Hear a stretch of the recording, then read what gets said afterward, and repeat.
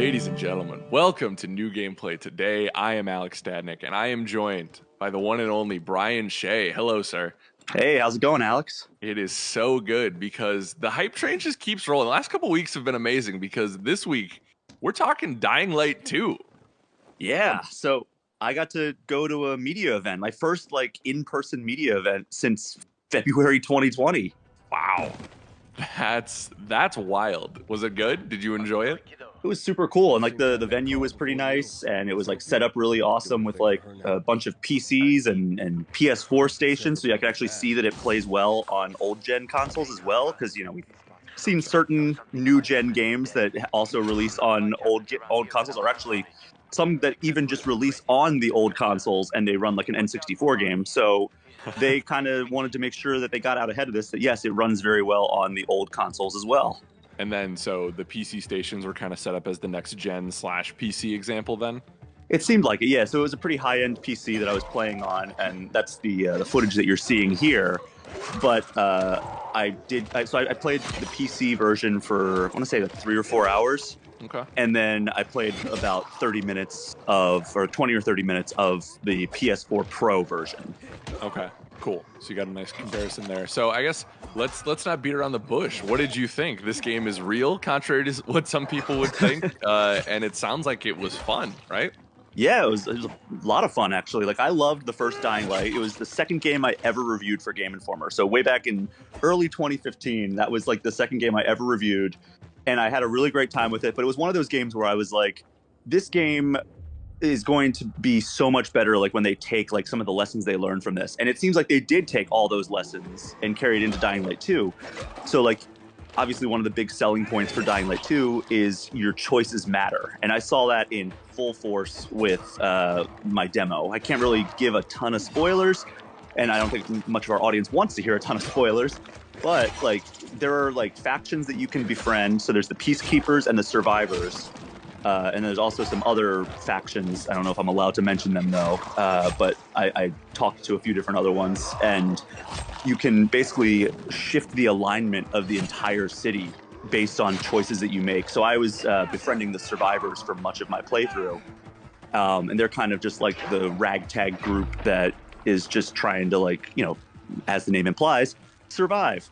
Whereas the Peacekeepers are kind of this militaristic faction, they're almost like militarized security that goes around the town, and they're we need to keep the city safe through brute force and weaponry and stuff like that. And based on how you choose to play through the missions and explore the open world and take part in side content, you can actually shift the alignment. And based on what parts of the city are aligned to what factions, you'll unlock different perks. So when I shifted the alignment of part of the city to the Survivors, it gave me more zip lines. They set up a bunch of zip lines so they could traverse across the rooftops without going down the streets where the zombies are. Mm-hmm. Or it was shifted to that of the Peacekeepers.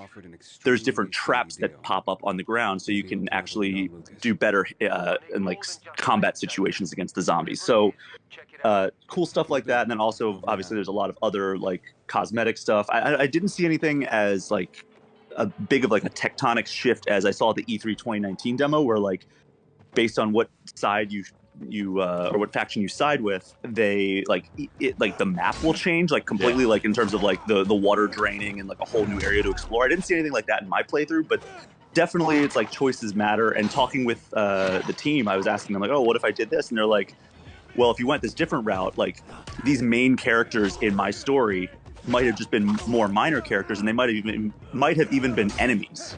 Which it's wow, this one character was seemed like a best friend, or even possibly a main quest giver, and it's that character might have been an enemy if I went a different route. And it's just wild to think that it seems there's just so many different storylines that you can navigate through. Well, and especially too because Rosario Dawson's in this game. They have bigger names attached to this, and it's interesting that they would change their story accordingly. That's exciting though. I'm here for it.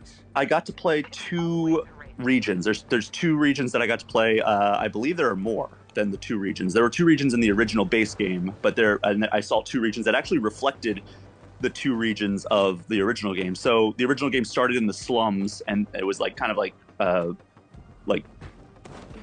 shambly assembled air like buildings with like maybe 1 or 2 stories.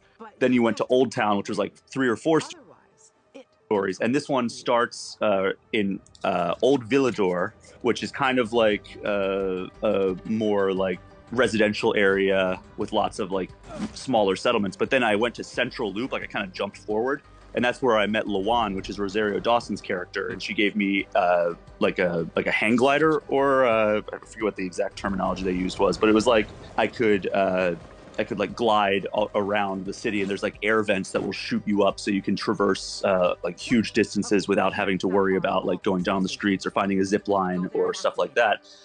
But yeah, like she seems like she's going to be a pretty central character. Her performance was great from what I saw. And yeah, like I'm excited to see where her story goes. I don't know if like they're gonna make it so like you can't interact with her very much. Like I'm sure like there's ways like, but it seems like she's going to be like a main thread in the story based on what I saw. For sure. So getting back to the gameplay a little bit, you know, Dying Light made its name for being kind of like having that Mirror's Edge level of parkour, you know, with gunplay and combat that was solid, right? But still had a little bit of jank to it, at least when it came out, right? Like, how does this feel to finally actually get your hands on and play? Oh, it feels so good. And after I saw the E3 2019 demo, I got so hyped on this game that I went back and replayed Dying Light 1. And you're right, there's a lot of, for lack of a better word, jank. Like, you know, like there's certain things where it's like I would try to climb a ledge and it wouldn't go to the area that I thought I was looking at. Because the way it works is you look at a ledge and then you press the right bumper and you'll jump up and grab the ledge that you're looking at. And it works a decent amount of the time in the first one. The second one, it feels much more precise. Good. Definitely still feels like and they rebuilt the system from the ground up, but it feels very much true to the original system. But there's like so many more animations, so many more moves that you can do. Like I mentioned, there's like different tools that you can use to traverse. So you can like kind of hang glide over to a place, or you can use like a grappling hook. And I didn't get to use that, unfortunately, but it looks super fun. And then I unlocked like a wall run, so I could jump, wall run, and go over a little bit of Titanfall 2 action. Oh, now you're speaking my language. Yeah. And like you can like ride on the doors. So like if there's like a door, you can like jump over, grab the door, and like kind of swing around and use its momentum. And like, you know, you can swing from bars, you know, kind of like Uncharted style. Mm-hmm. Yeah. Very cool. Yeah, but like it feels great, and I think combat also feels really awesome. It feels much more reactive in terms of like when you hit a part of the zombie's body, it reacts based on where you're hitting more so than it did in the first game.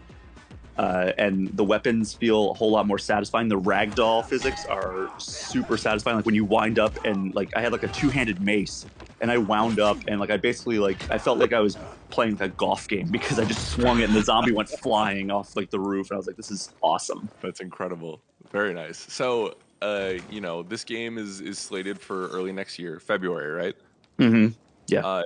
Did you get a sense playing it? Because it sounds like everything was playing well. Like, but was the build solid, or did it feel like this needed a little bit more time to cook, like that kind of stuff?